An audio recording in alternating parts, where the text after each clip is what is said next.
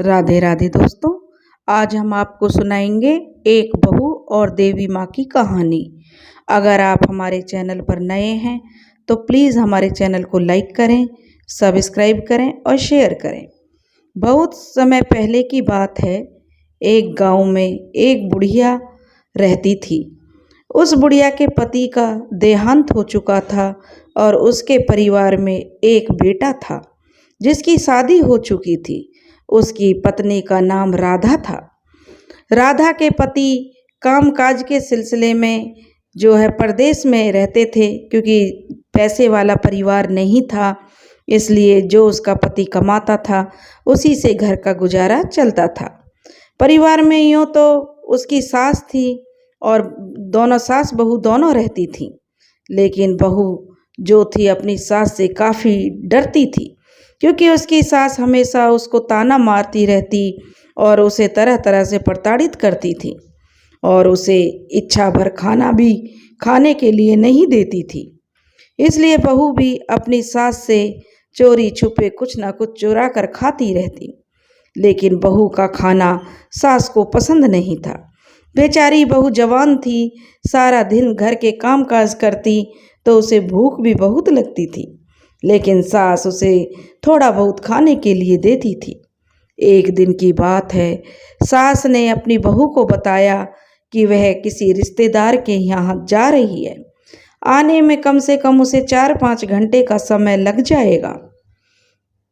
अब बहू मन ही मन बहुत खुश हो रही थी, क्योंकि उसने बहुत दिन से चावल और मसालेदार सब्जी नहीं खाई थी।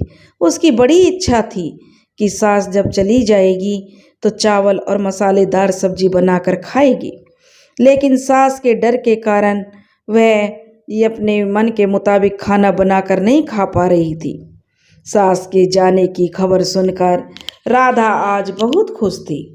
सास के जाने के बाद उसने फटाफट चावल बनाया और करेले की सब्जी बनाई, जो काफ़ी उसने लजीज बनाई थी। अब तो जब से ही वह राधा खाना खाने बैठने वाली थी कि तभी दरवाजे पर बड़ी तेज की आवाज़ उसे सुनाई दी, जैसे कोई दरवाजे को बजा रहा था। जल्दी जल्दी से उसने चावल और जो सब्जी बनाई थी उसको उसने पास में एक घड़ा रखा था, जल्दी से उसने उस घड़े में उन दोनों को रख दिया और दरवाज़ा खोलने के लिए चल पड़ी। उसने दरवाज़ा खोला तो उसके तो होश ही उड़ गए, क्योंकि उसके सामने उसकी सासू माँ खड़ी थी।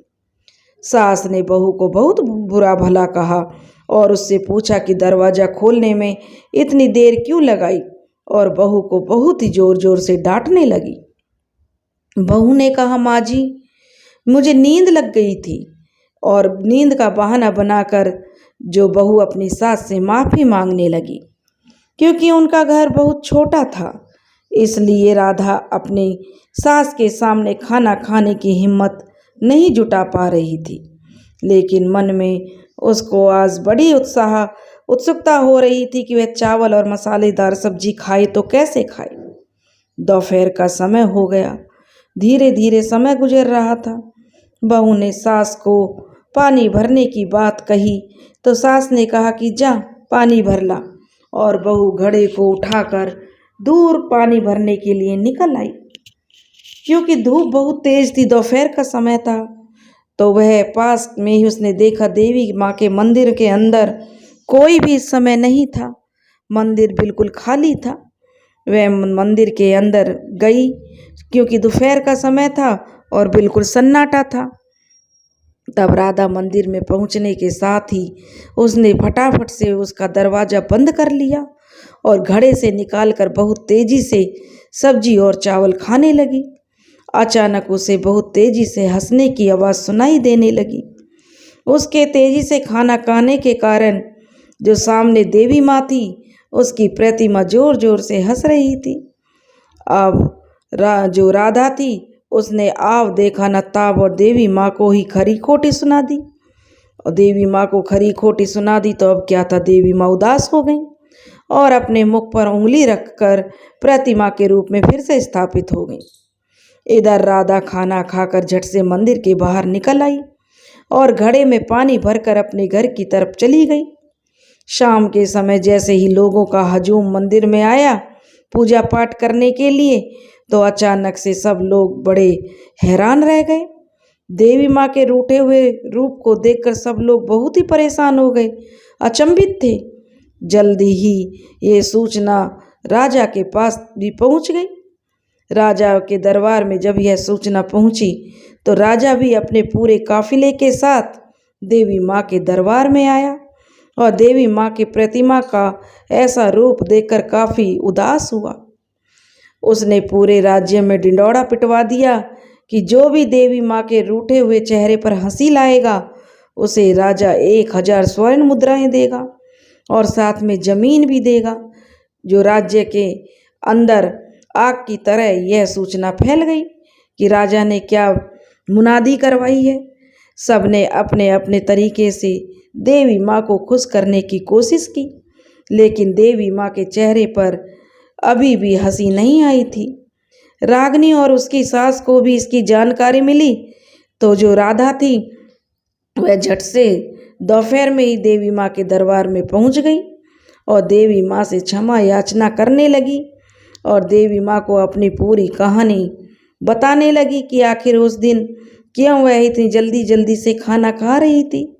अचानक देवी माँ के चेहरे पर मुस्कान आ गई। माँ ने रागिनी को आशीर्वाद भी दिया और पूरे राज्य में यह खबर आग की तरह फैल गई कि राधा के कारण देवी माँ के चेहरे पर फिर से मुस्कान आई है। और निर्धारित दिन जो कि रागिनी अपनी सास के साथ राज दरबार में गई और राजा ने भी उन दोनों सास बहुओं को अपने दरबार में बड़े इज्जत के साथ बैठाया और उन्हें 1000 स्वर्ण मुद्राएं सौंपी गई, साथ ही जमीन भी। अब बूढ़ी सास अपनी बहू रागिनी से बहुत ही ज़्यादा प्यार करने लगी।